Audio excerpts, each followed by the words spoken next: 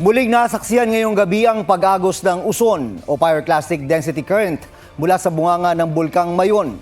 Sa gitna ng patuloy na pag-aalboroto ng bulkan, problema ang kakulangan sa evacuation center at ang banta ng lahar. May report si Ian Cruz.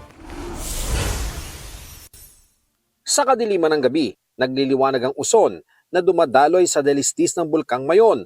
Ang uson o pyroclastic density current ay halo-halong mainit na bato, lava at gas ayon sa PHIVOLCS. Sa nakalipas sa 24 oras, di bababa sa 131 rockfall events o pagdaos-dos ng bato ang naitala. Sumabay pa ang mga pag-ulan sa Albay. Nag-alala tuloy ang mga residente sa banta ng lahar, kaya ang katutubong si Aling Teresita di na nag-atubiling lumikas.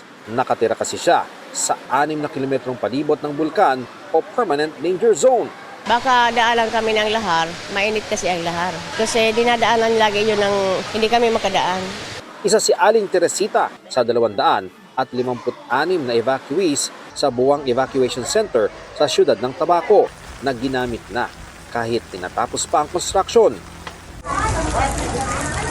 Sa bayan naman ng Malilipot, mahigit 1,000 na ang inilikas pero ang ilan wala pang mapuntahang evacuation center. Oo. Dahil mong kinag-assist kaya sa muya kung saan ang available. Gagawa naman namin ng paraan para maging convenient sila sa evacuation center. Ayon sa Albay Public Information Office, halos 400 pamilya o katumbas ng mahigit 1,500 individual na ilikas sa buong probinsya. May ilan namang binalikan ang kanilang kabuhayan at alagang hayop sa loob ng 6-kilometer permanent danger zone. Hindi, nagbababa naman kami.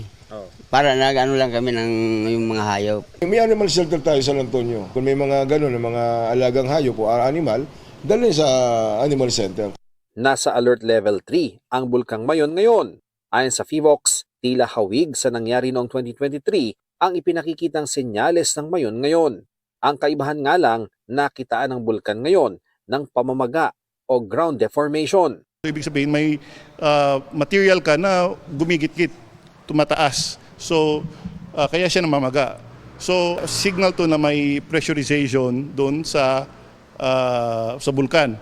So if this will follow the 2023 template, this would be longer than the 2023 kasi nga meron kang magma.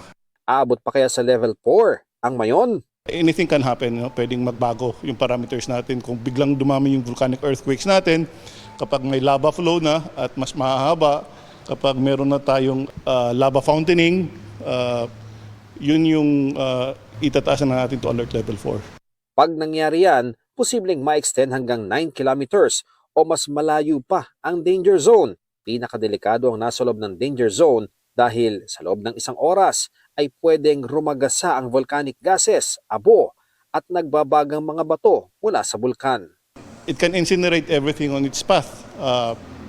Bahay, tao, vegetation.